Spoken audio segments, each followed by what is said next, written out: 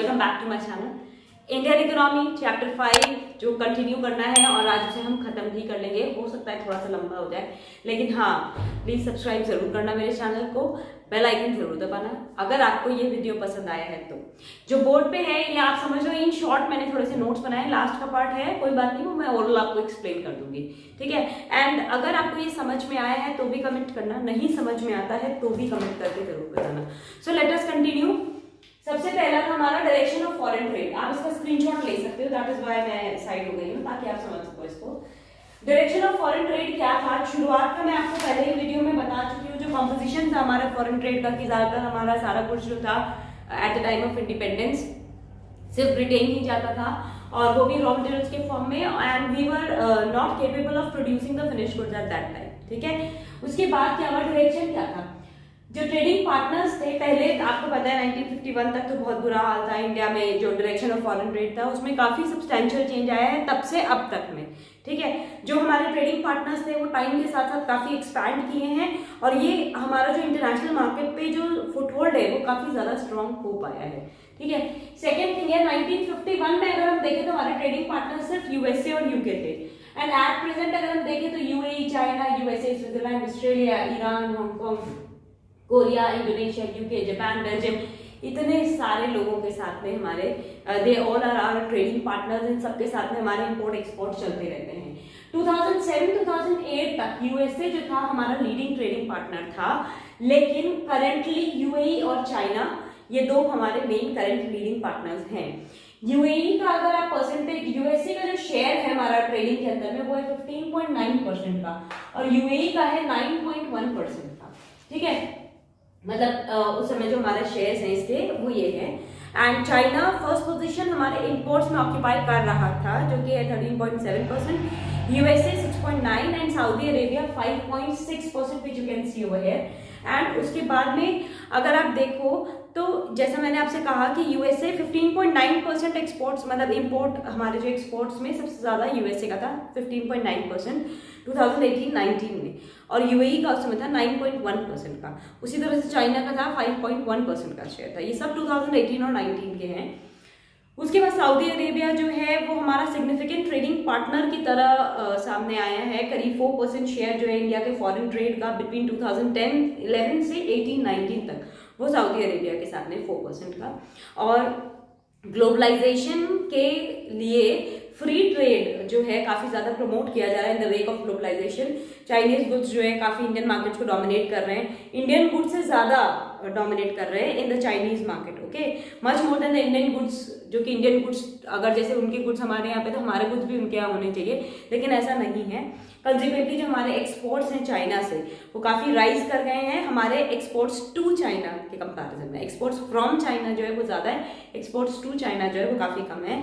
And China काफी ज्यादा succeed हो गया इंडिया से अपने इंटरनेशनल ट्रेड के गेन्स को हार्नेस करने में। अब 1991 जो था it was a year of divide. ये देखिए स्टडी जो था हमारे बिहेवियर का जो इंडिया के फॉरेन एक्सचेंज का है, उससे आपको कुछ चीजें पता चलती है कि जो वॉल्यूम ऑफ ट्रेड है वो धीरे धीरे 1990 के बाद उसने मोमेंटम गेन किया है। क्यों? 1990 तक हम ज्यादातर जो ट्रेड स्ट्रैटेजी अडॉप्ट कर रहे थे वो काफी अलग थी, और उसके बाद जो हम अडॉप्ट कर रहे हैं वो काफी अलग है। 1990 तक हम inward looking trade strategy adopt कर रहे थे, जिनके बारे में अभी मैं आपको एक्सप्लेन करूंगी। और 1991 से हमने अपनी जो स्ट्रैटेजी ऑफ एक्सपोर्ट प्रमोशन है उस पर हम शिफ्ट हो गए, जिसकी वजह से हमारे एक्सपोर्ट्स एंड इंपोर्ट्स दोनों काफी ज्यादा ट्रिगर हुए हैं, बहुत ज्यादा राइज हुए हैं। अब मैंने जैसा कहा था इनवर्ड लुकिंग ट्रेड स्ट्रैटेजी क्या चीज होती है, इसको हम इंपोर्ट सब्स्टिट्यूशन स्ट्रैटेजी भी कह सकते हैं। इसके अंदर में ये होता है कि आप डोमेस्टिक प्रोडक्ट्स के ऊपर में ज्यादा फोकस करो, मतलब कि जो चीजें आप इंपोर्ट करवा करके मंगवाते हो एज ए रॉ मटेरियल या आपको किसी चीज के लिए चाहिए होती है, उसकी जगह डोमेस्टिक प्रोडक्ट्स पे ज्यादा फोकस करो इंस्टेड ऑफ इंपोर्टिंग, ताकि आप अपने फॉरेन एक्सचेंज को सेव कर सको। दूसरा ये है use of foreign exchange for developmental imports. हमारा फॉरेन एक्सचेंज जो है उसको हमें डेवलपमेंटल इंपोर्ट्स में यूज करना चाहिए। डेवलपमेंटल इंपोर्ट्स का मतलब वो प्लांट एंड मशीनरी वगैरह इंपोर्ट करो या वो टेक्नोलॉजी इंपोर्ट करके मंगवाओ जिससे हमारे देश का ग्रोथ एंड डेवलपमेंट हो सकता है, और जिसको हम अपने देश में प्रोड्यूस नहीं कर सकते हैं क्योंकि हमारे पास इतनी अच्छी टेक्नोलॉजी नहीं है या हमारे पास इतने अच्छे इन्वेस्टमेंट फंड्स नहीं होने की वजह से। अब जब हम inward looking trade strategy adopt करते हैं, ठीक है, तो इससे डेवलपमेंटल इंपोर्ट्स जैसे ये bye adopting the inward looking trade strategy, जो गवर्नमेंट है वो फॉरेन एक्सचेंज को इकोनोमाइज करने की कोशिश कर रही है rather than generation of foreign exchange. सबसे गलत बात ये थी कि जनरेट करने की जगह वो कह रहे हैं कि कम कंजूसी से काम करो, पैसे बचाओ, ठीक है। ऑल्सो गवर्नमेंट ये भी चाहती थी कि डोमेस्टिक इंडस्ट्रीज को इंटरनेशनल कॉम्पिटिशन से प्रोटेक्ट किया जा सके। अब इम्पोर्ट सब्स्टिट्यूशन वो स्ट्रैटेजी होती है ताकि फॉरेन एक्सचेंज को आप सेव कर सको और खाली वहीं पे ही यूज करो जहाँ पे आपके डेवलपमेंटल देश के डेवलपमेंट के लिए जो बहुत ज़्यादा ज़रूरी है और जिसके लिए आपके पास इतनी सफिशिएंट टेक्नोलॉजी या इतना इन्वेस्टमेंट फंड नहीं है ताकि आप अपने देश में नहीं बना सकते हो और आपके देश के विकास के लिए अगर कोई चीज़ जरूरी है तो आप उसे इम्पोर्ट करके मंगवा लो। अब इसका इम्पैक्ट क्या हुआ था? इंडिया जब परचेज करी थी ट्रेड स्ट्रैटेजी के ऊपर में परस्यू कर रही थी वो डोमेस्टिक इंडस्ट्री को प्रोटेक्ट करने के लिए, तो जो फॉरेन कंपटीशन है जैसे कि इनवर्ड लुकिंग ट्रेड स्ट्रैटेजी इसी को कहते हैं ना कि भी फॉरेन कंपटीशन से अपने देश की इंडस्ट्रीज को बचाने की कोशिश, तो इसके अच्छे फायदे भी हुए हैं और बुरे इम्पैक्ट भी थे। क्या क्या चीजें थी? गुड इम्पैक्ट में अगर आप देखें तो high rate of industrial growth with structural transformation was there. इसका मतलब यह है कि ग्रीन रिवोल्यूशन होने के बावजूद जो परसेंटेज है इंडिया के इंडस्ट्रियल सेक्टर का जीडीपी के अंदर में वो 12% था 1951 में और अब 1991 में लगभग 25% है। फिर हमारे इंडस्ट्रियल ग्रोथ को हम डाइवर्सिफाई कर पाए क्योंकि मॉडर्न इंडस्ट्रीज जो है अब सिर्फ टेक्सटाइल एंड जूट पे नहीं टिकी हुई है। इनवर्ड लुकिंग ट्रेड स्ट्रैटेजी की वजह से जो इंडस्ट्रियल ग्रोथ था वो इंजीनियरिंग गुड्स के ऊपर में और काफ़ी सारे कंज्यूमर गुड्स हर जगह हम इसे स्प्रेड कर पाए हैं। Secondly, inward looking trade strategy की वजह से there was a noticeable growth in the sunrise industry. उस समय जो सनराइज इंडस्ट्री थी वो इलेक्ट्रॉनिक्स की इंडस्ट्री थी, तो उसमें एकदम बहुत जबरदस्त उछाल आया था उस समय, ठीक है। एंड काफ़ी वाइडली रिकॉग्नाइज्ड इलेक्ट्रॉनिक इंडस्ट्री थी वो उस समय। अगर मान लो डोमेस्टिक इंडस्ट्री में it would have failed to take its roots, अगर ये जो पॉलिसी ऑफ प्रोटेक्शन को उस समय परस्यू नहीं किया जाता, क्योंकि पॉलिसी ऑफ प्रोटेक्शन उस समय बहुत फायदेमंद थी। अगर मान लो जो उनकी स्ट्रैटेजी थी अब तुमको बाहर से कोई और नई स्ट्रैटेजी मिल जाए जो कि बहुत रीजनेबल या सेम रेंज में मिल रही है और वो ज़्यादा बेटर है, तो तुम उसको यूज़ करोगे कि उसको यूज़ करोगे जो तुम्हारे देश की है? तो ऑब्वियसली तुम दूसरी बाहर वाली को यूज़ करते ना। तो उस समय जो इन्होंने रोक दिया था कि बाहर से ये टेक्नोलॉजीज नहीं आएंगी या हम इसे इम्पोर्ट नहीं करेंगे, इसकी वजह से सनराइज इंडस्ट्री जो थी इलेक्ट्रॉनिकल इंडस्ट्री उसको बहुत बेनिफिट हुआ। अदरवाइज वो इंडस्ट्री खत्म हो जाती, डूब जाती वो इंडस्ट्री, क्योंकि उसका कोई कॉम्पिटिशन फॉरेन के साथ में हो ही नहीं सकता था। फिर ऑटोमोबाइल इंडस्ट्रीज बहुत ज़्यादा ग्रोथ हुई थी, इनवर्ड लुकिंग ट्रेड स्ट्रैटेजी की वजह से ही हुई थी। अगर उस समय हमारे पास में हमारे देश में बाहर से आ जाते हैं ऑटोमोबाइल्स एंड गुड्स तो ऑब्वियसली हमारा देश तो सर्वाइव ही नहीं कर सकता था, ठीक है। देन उसके बाद जो अपॉर्चुनिटीज ऑफ इन्वेस्टमेंट मिली उसका भी बहुत फायदा हुआ, क्योंकि जो एसएसआई थी स्मॉल स्केल इंडस्ट्रीज वो प्रोटेक्ट हो रही थी, उनको नई अपॉर्चुनिटीज मिल रही थी इन्वेस्टमेंट करने के लिए, जिनके पास इतना पैसा नहीं है जितना बाहर के एमएनसीज के पास होता है। एंड प्लस इसकी वजह से जो लेटेंट रिसोर्सेज थे हमारे कंट्री के, जो खाली पड़े हुए थे बेकार रिसोर्सेज थे, वो भी यूटिलाइज होने शुरू हो गए और जो कि अदरवाइज आइडल ही रह जाते हैं अगर बाहर से इतना कॉम्पिटिशन आ जाता तो। एंड न्यू इन्वेस्टमेंट अपॉर्चुनिटीज का मतलब new opportunities of self employment. तो यानी कि हम क्या कह सकते हैं कि क्या क्या चीजें हुई थी हमारे देश में, तो यानी कि इसका good impact and bad impact दोनों ही चीजें हम पर बहुत ज्यादा थी।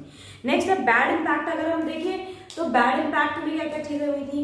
सबसे पहली चीज ये थी कि जो इनएफिशिएंट पब्लिक मोनोपोलीज थी वो काफी ज्यादा बढ़ गई थी, जो कि बहुत गलत हुआ था, क्योंकि ये पब्लिक मोनोपोलीज को उनको बढ़ाने की जरूरत नहीं थी, क्योंकि उनको लगा था कि बाहर से कौन आएगा हमसे टक्कर लेने के लिए, ठीक है। तो इसकी वजह से ये चीज जो थी बहुत खराब हुई थी। सबसे पहले गुड इम्पैक्ट क्या क्या थे हम एक बार रिकॉल कर लेते हैं, उनके पॉइंट्स हम नोट कर लेते हैं। तो गुड इम्पैक्ट के अंदर में क्या क्या चीजें आई थी? गुड इम्पैक्ट में आया था हमारे पास में सबसे पहला high rate of industrial growth and structural transformation, ठीक है। दूसरा आया था डाइवर्सिफिकेशन हो पाया था इंडस्ट्रियल ग्रोथ का, diversification of industrial growth. Third चीज थी अपॉर्चुनिटीज ऑफ इन्वेस्टमेंट, मिल पाया था हमें opportunities of investment was possible, ठीक है। और उसके बाद में बैड इम्पैक्ट में क्या क्या चीजें आपकी आएंगी? बैड इम्पैक्ट क्या क्या पड़े थे उन पे? बैड इम्पैक्ट में सबसे पहला जैसे मैंने कहा growth of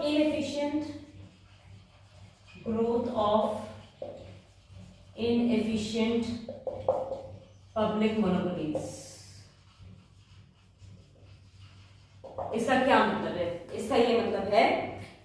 protection of public sector industry, जिसकी वजह से इनएफिशिएंट मोनोपोलीज ग्रो करके सामने आ रही थी। टेलीकम्युनिकेशन में सिर्फ बीएसएनएल था उस समय और कोई नहीं था, ठीक है। फिर इसकी वजह से कितनी दिक्कत हुई, ईयर्स एंड ईयर्स हम टेलीफोन कनेक्शन के लिए वेट करते रहते थे, और लोग आकर के लाइन में, अगर लाइन खराब हो गई है या कुछ टूट टाट गई है तो आकर के ठीक भी नहीं करके जा सकते, क्योंकि उनकी मोनोपोली थी, कुछ भी नहीं कर सकते थे। और अब एसएमएस आते रहते हैं, नेटवर्क में कोई खराबी है तो बता दीजिए, कोई दिक्कत नहीं है, कुछ प्रॉब्लम नहीं है, ओके। दूसरा था lack of competition, lack of competition implied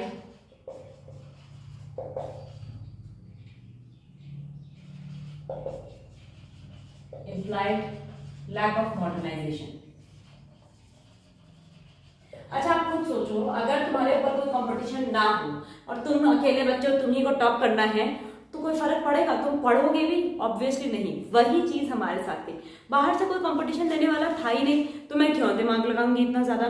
तो इसकी वजह से क्या हो रहा था कि मॉडर्नाइजेशन नहीं हो पा रहा था। अगर तुम्हें याद है तो एक जमाने में, पता नहीं तुम लोगों ने देखा होगा कि नहीं, एक जमाने में एम्बेसडर कार्ड चलते थे, अभी भी मिल जाएंगे तुमको, फिएट वगैरह, ठीक है। सिर्फ ये 2 मॉडल्स ही मिलते थे, और अब जब इतने सारी वेराइटीज अवेलेबल है तो हम क्यों उन 2 मॉडल्स के ऊपर में टिकेंगे।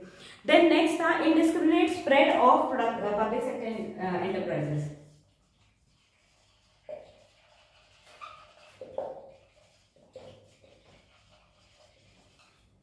पब्लिक सेक्टर एंटरप्राइजेस, इसका मतलब ये हो रहा था कि जो 50 से 80 के बीच का जो टाइम पीरियड था, उस समय with the trend to do anything, मतलब कि that was a mark point, और हर कोई जो है पब्लिक सेक्टर अंडरटेकिंग्स के थ्रू ही हो रहा था, इतना ज्यादा कि मतलब कि एक तरह से समझा जाए तो पब्लिक सेक्टर इंडस्ट्रीज जो थी वो हमारे बोलते ना डूबते को तिनके का सहारा वाला हाल हो गया था उनका। जहां अपॉर्चुनिटीज ऑफ इन्वेस्टमेंट जो थी प्राइवेट सेक्टर्स वालों के लिए, वो भी उसको ईट अप करती जा रही थी, वो भी नहीं अलाउड था उनको। तो उसकी वजह से क्या हो रहा था कि इतना समझ ही नहीं पा रही थी ना, पब्लिक सेक्टर एंटरप्राइजेस से इतना संभल रहा था, ठीक है। इनफैक्ट ब्रेड और शूज जैसी चीजें भी पब्लिक सेक्टर एंटरप्राइजेस प्रोड्यूस कर रही थी। प्राइवेट वालों का तो खाली नाम ही था, ना वो ग्रो कर पा रहे थे, ना कुछ हो पा रहा था। Then economically unavailable state enterprises were also there. Fourth था इकोनॉमिकली अनअवेलेबल